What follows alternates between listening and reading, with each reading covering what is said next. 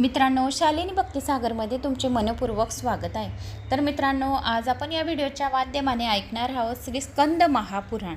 तर मित्रांनो, बऱ्याच काही तुमच्या कमेंट्स आल्या, धन्यवाद, थँक्स। असाच माझा आत्मविश्वास वाढवण्यासाठी। आणि हा मित्रांनो, शालिनी भक्तिसागर कथा हे माझं सेकंड चॅनल आहे। त्या चॅनलला 16,500 आसपास माझे सबस्क्रायबर आहे। तर तिकडे पुरुषोत्तम मास महात्म्य अध्याय पहिला सुरू आहे, कारण की आता मे महिन्यात आपला पुरुषोत्तम मास अधिक मास लागेल। तर 1 महिन्या अगोदरच मी त्याचे 30 अध्याय येतील। तर एक अध्याय दररोज येतील।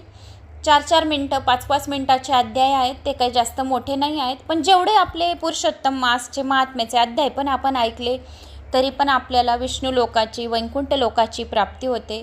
आणि पुरुषोत्तम मासमध्ये तर आपल्याला सर्वात जास्त नामस्मरण भगवान श्रीकृष्णाचं, गोमाताचं आणि विष्णूचंच करायचं आहे। त्यामुळे सर्वांनी शालिनी भक्तिसागर कथा या चॅनलला सर्च करून पुरुषोत्तम मास महात्म्य अध्याय पहिला ऐकण्याचे करावे। दररोज तिकडे एक अध्याय येत राहतील। तर आता आपण आज या स्कंद महापुराणाचा अध्याय ऐकूया। जर कोणी चॅनलला नवीन आलं असेल इकडे पण, तर सबस्क्राईब करून घ्या। श्री गणेशाय नमो नमः। वक्रतुंड महाकाय सूर्यकोटी समप्रभ निर्विघ्नं कुरु मे देव सर्व कार्य शु सर्वदा। 18 पुराणांमध्ये सर्वात श्रेष्ठ असे हे स्कंद महापुराण आहे। ज्याच्या पत्री खूप काही जन्माचं पुण्य आहे त्यांनाच या स्कंद महापुराणातील अध्याय ऐकायला मिळतील। तर 1008 शिवलिंगांचे वर्णन आतापर्यंत आपण ऐकून चुकलेलो आहोत।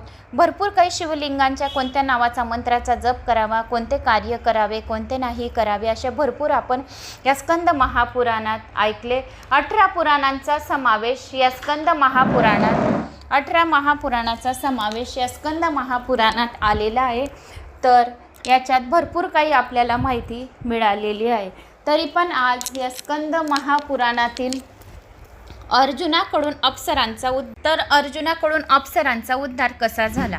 एकदा उपस्थित असलेल्या ऋषी मुनींनी सुतांना विचारले, मुनिवर, दक्षिण समुद्राच्या काठी जी 5 महान तीर्थ आहेत त्यांचा महिमा आम्हाला सांगावा। सूत म्हणाले, याविषयी देवर्षी नारद मुनींनी श्रीकृष्ण प्रिय अर्जुनास जी अद्भुत कथा सांगितली तीच मी तुम्हाला सांगतो।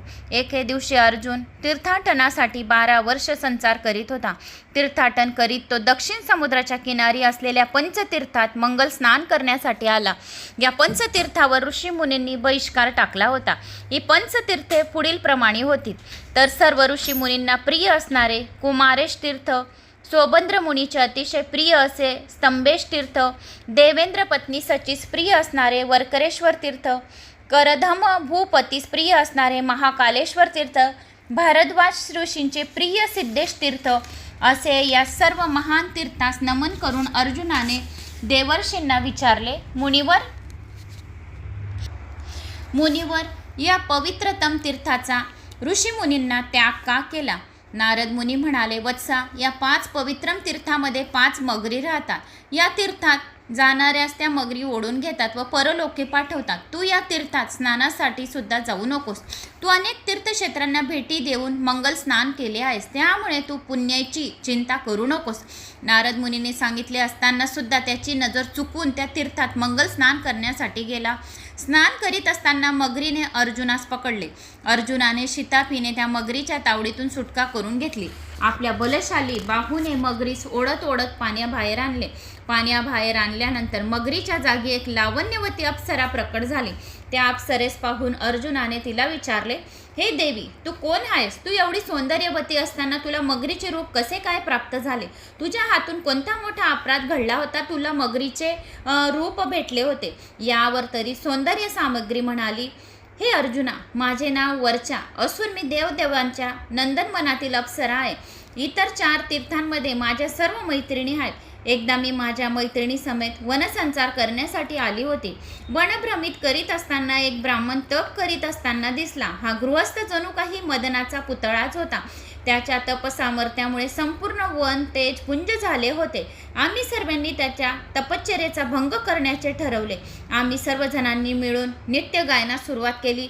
अंगविक्षेप करून त्याला मोहित करण्याचा प्रयत्न केला आणि प्रयत्न यशस्वी झाला। त्याची तपश्चर्या भंग पावली। तपश्चर्या भंग पावल्यामुळे तो ब्राह्मण चिडला। त्याने शाप दिला की तुम्ही 5 मैत्रिणी 100 वर्ष पाण्यात मगरीच्या रूपाने निवास कराल. हा शाप ऐकल्यानंतर आम्ही सर्वजणी घाबरलो. आमच्या हातून महान अपराध घडल्याची जाणीव आम्हाला झाली. आम्ही त्या ब्राह्मणीची क्षमा मागितली. क्षमा मागितल्यानंतर तो ब्राह्मण म्हणाला, आतापर्यंत अनेक पुरुषांनी या स्त्री मोहजालात अडकून आपल्या अनमोल नरदेहाचा नाश करून घेतला आहे.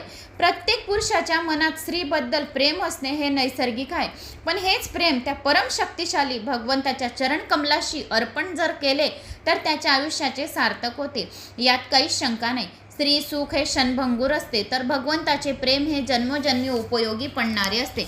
मी स्त्री निंदा करीत नाही, कारण सर्व स्त्री पुरुषांचा जन्म हा स्त्रीपासूनच झाला आहे. पण जो स्त्री लंपट असतो तसेच सदैव कामातूर झालेला असतात तो खरोखर मूर्ख होय. स्त्रीचे सौंदर्य हे काही कालापुरताच असते हे त्याला कळत नाही. विश्व सौंदर्य ही स्त्री सौंदर्यापेक्षा अनंत पटीने श्रेष्ठ आहे. संसार चक्र अखंडपणे चालू राहावे म्हणून तर स्त्री पुरुषांची जोडी निर्माण झाली आहे. शास्त्रोक्त पद्धतीने विवाह संपन्न झाल्यानंतर प्रत्येक पुरुषाने व प्रत्येक स्त्रीने आपल्या जीवनसाथी बरोबर एकनिष्ठ राहिले पाहिजे. जो पुरुष अथवा स्त्री एकनिष्ठतेचे व्रत पाळत नाही त्यांना निश्चितपणे नरकवास भोगावा लागतो. जो पुरुष शास्त्राचे उल्लंघन करून परस्त्रीच्या ठिकाणी आपले वीर्य ठेवेल तो अनद्रोही, पितृद्रोही व विश्वद्रोही समजावा असे साक्षात यमाने सांगितलेले आहे. असे स्त्री लंपट पुरुषास मृत्यूनंतर असह्य नरक यातना भोगाव्या लागतात. प्रत्येक स्त्री पुरुषाने धर्म अर्थ काम मोक्ष यांचे शास्त्रशुद्ध रीतीने पालन करावे. मानवाच्या जन्मापासूनच काळ हा दबा धरून बसलेला असतो. त्यामुळे निदान मृत्यूचे भय मनात ठेवून तरी सच्चिदानंद परमेश्वराची भक्ती करावी. प्रत्येकाने भगवत भक्ती करून आपल्या नरदेहाचे सार्थक करावे.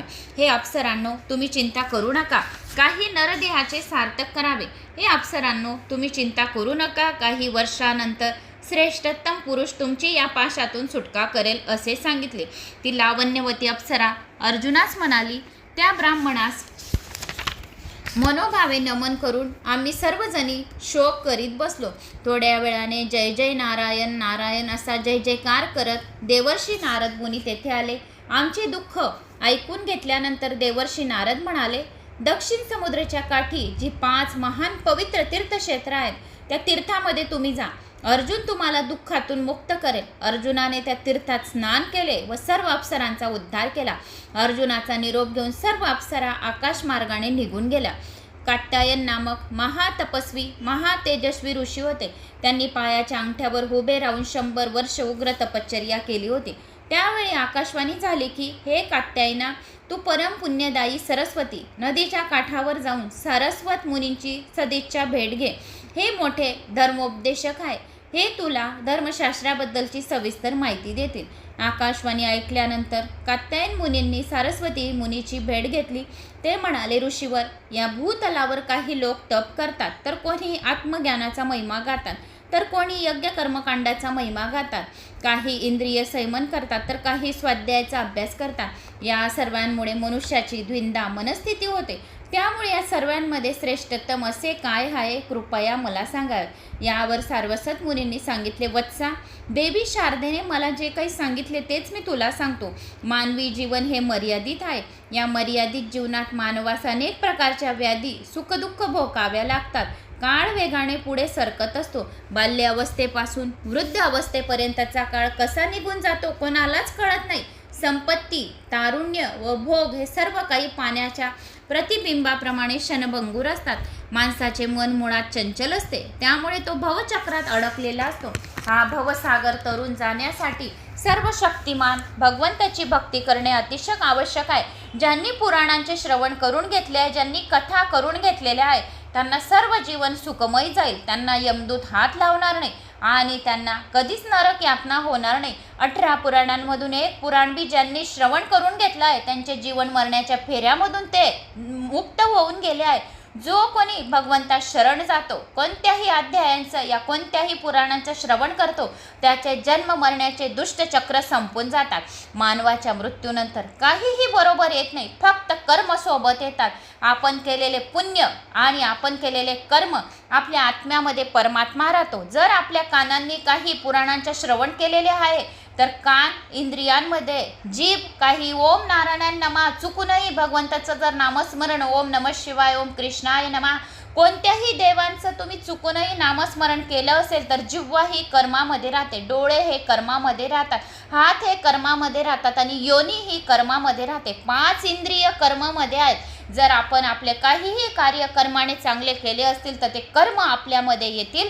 आणि जर पुराणांचं श्रवण सुद्धा केलेलं असेल तर प्रत्येक परिवारातील आपले परिवारात जेवढे लोक आहेत ते सर्वांना त्या पुराणांचं श्रवण केलेल्याचे पुण्य लाभेल आणि जन्म मरण्याच्या फेऱ्यामधून संपूर्ण परिवार सुटून जातो. मानवाच्या मृत्यूनंतर काहीही बरोबर येत नाही. मानवाने आयुष्यभर केलेले पाप, आयुष्यभर केलेले पुण्य आणि आयुष्यभर पुराणांच्या कथा श्रवण केलेल्याचे ते सोबत फक्त बरोबर येते. जोपर्यंत आपले आयुष्य आहे तोपर्यंत त्याने सदुपयोग करून घेतला पाहिजे. मनुष्याने आयुष्यभर धर्मशास्त्राचे पालन करून सदाचार, सत्विचार, उच्चारांचे पालन केले पाहिजे. अर्थ, काम, मोक्ष आणि यांचा विचार केला पाहिजे. आपल्या मृत्यूनंतर सुद्धा कीर्तीचा सुगंध सर्वत्र पसरेल असे मानवाचे वर्तन आहे. जेवढा जास्त पुण्याचा संचय करता येईल तेवढा करावा. मानवाने आयुष्यभर निर्व्यसनी राहून आयुष्याचे कल्याण करून घ्यावे. व्यसनाचे चटके खिशाला व आरोग्याला दोन्ही बाजूंनी बसतात.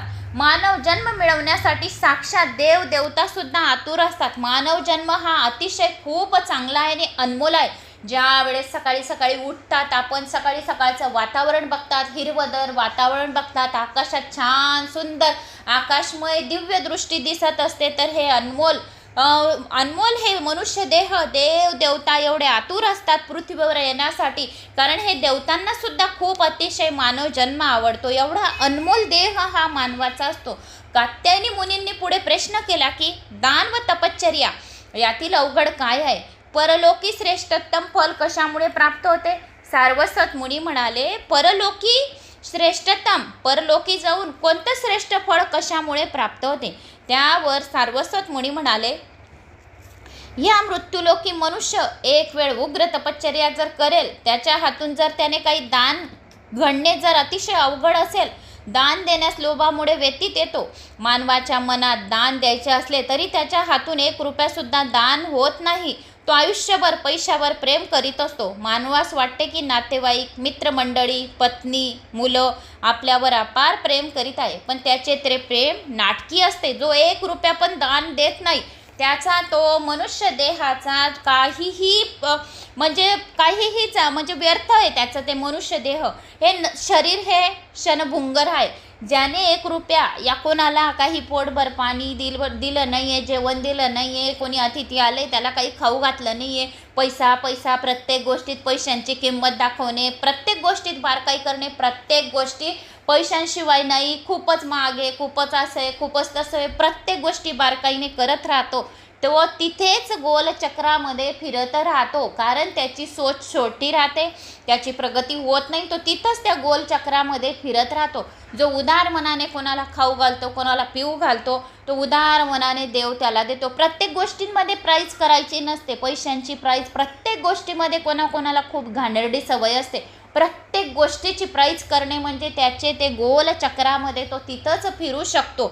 असे येथे स्पष्टपणे स्कंद महापुराणात सांगितलेले आहे की तो मनुष्याचा पैशावरच टपून बसलेले असतात. यांचा जो मनुष्य देह आहे तो व्यर्थ आहे. तर ते भगवंताशिवाय कोणाचेही प्रेम खरे नसते हे लक्षात ठेवावे. धन त्याग हा श्रेष्ठतम असा त्याग होय. धन दान दिल्याने वाढतं. धन जेवढं तुम्ही अन्नदान करणार तेवढा पैसा तुमच्याजवळ येईल. एवढं 100% गॅरंटीने सांगते. तुम्ही जेवढा हात मोकळा सोडणार तुमच्या घासमधून, ताटातल्या घासमधून 1 घास पोटाला कमी खा आणि समोरच्याला तो 1 घास तुम्ही खायला द्या.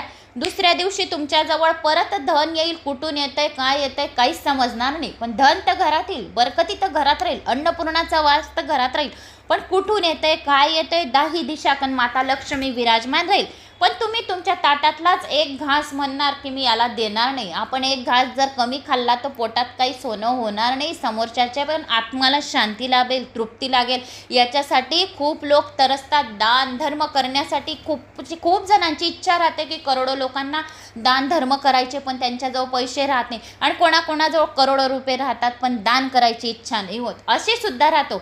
दात येतो चणे नाही, चणे हे तो दात नाही, असे या कलयुगामध्ये आहे. तर सर्वात जास्त आहे धन हे कशाने वाढतं, तर धन हे दान केल्याने वाढतं. अन्नदान, पाणीदान, कोणा भुकेल्याला काहीतरी खायला द्या, एवढं 100% तुम्हाला खूप 4-5 वर्षापासून खूप व्हिडिओमध्ये माझं सांगितलं गेलं आहे.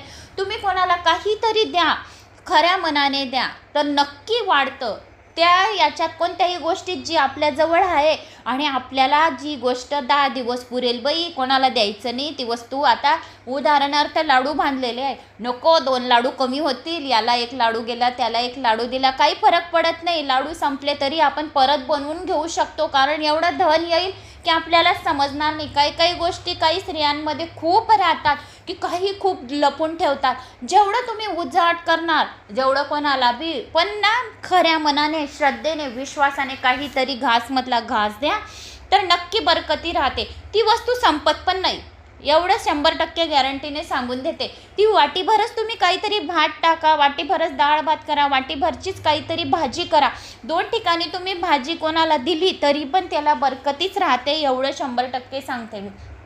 धन हे जेवढं अन्नदान करणार तेवढं वाढतच राहील, हे प्रत्येकाने लक्षात ठेवावे. अंडरलाईन करून दिलेली स्कंद महापुराणात.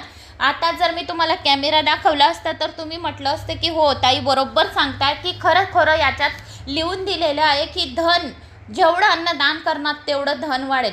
आपल्यासाठी व कुटुंबासाठी आणि भविष्यासाठी तरतूद अवश्य करावी, पण काही प्रमाणात दान करणे पण आवश्यक आहे. माणसाच्या मनात धनाबद्दल कितीही लोभ असला तरी शेवटी त्याला काहीही बरोबर नेता येत नाही. मृत्यूनंतर त्याला सर्व काही दुसऱ्यांच्या स्वाधीन करावे लागते. दोन्ही हातांनी, रिकाम्या हातांनी मृत्यूनंतरचे मृत्यूनंतरचे जे जीवन आहे, दोघी हात रिकाम्या हातांनी वर जावं लागतं. दान धर्म जर काही केल्याने महान पुण्य लाभते, यात शंका नाही. दान धर्म केला असेल तर तेच पुण्य तुमच्याबरोबर तुम्ही परलोकी घेऊन जाणार, दुसरं काहीच घेऊन जाणार नाही. आपण ज्याला दान करणार असतो त्याच्यावर आपला उपकार करत नाही आपण, पण याचा आपल्यावर महान उपकार करतो. लक्षात आलं असेल काय सांगत आहे. जर आपण दान धर्म केल्याने महान पुण्य लाभते, यात मुळीच शंका नाही. आपण ज्याला दान करणार आहे, ज्याला आपण आपल्या घासमधून घास त्याला जेवायला देणार आहे, त्याच्यावर आपण उपकार करत नाही, पण समोरच्याचे आपल्यावर उपकार असतो. दानशूर व्यक्ती लाखोमध्ये एखादी मिळते. सर्वच लोक दानशूर करायला बसलेले नाहीये. आत्ताच तुम्हाला उदाहरण दिलं की करोडो लोक पण राहिले, करोडो लोकांजवळ करोडो पैसा बी राहिला, पण दान देण्याची इच्छा होत नाही. कोणी गरीब राहतं पण त्याची दान देण्याची इच्छा होते, तर असा लाखोमध्ये एक राहील की तुम्हाला घासमधला घास देईल. गोमाताला दान करावे, ब्राह्मणांना दान धर्म करावे. वेदांत सती सावित्रीप्रमाणे स्त्रिया सत्य बोलणारा मनुष्य, निर्लोभी व दानशूर मनुष्य या सर्वांमुळे पृथ्वीला आधार असतो. अशा प्रकारे कात्यायनी मुनींनी ब्रह्मज्ञानाची प्राप्त सांगितलेली आहे या स्कंद महापुराणामध्ये. तर असे हे सार्वस्त कात्यायन सुखसंवाद दान महिमा होता, की दानाचं किती महत्त्व आहे, अन्नदानाचं, ते या स्कंद महापुराणात आलेलं आहे. तर मला अशी आशा आहे की तुम्हाला या दानाचा महिमाचा अध्याय आवडला असेल. आवडल्यास लाईक, शेअर, सबस्क्राईब नक्की करा. ज्यांनी दानाचा महिमाचा अध्यायसुद्धा ऐकला तरी पण त्याला कपिला गायी दान केल्याच्या पुण्यफळाची प्राप्ती होईल, असे या स्कंद महापुराणात सांगितले गेले आहेत. तर कमेंट्स बॉक्समध्ये नक्की हर हर महादेव करा. या आपल्या गावाची कमेंट्स करायला विसरू नका. जय श्री महाकाल.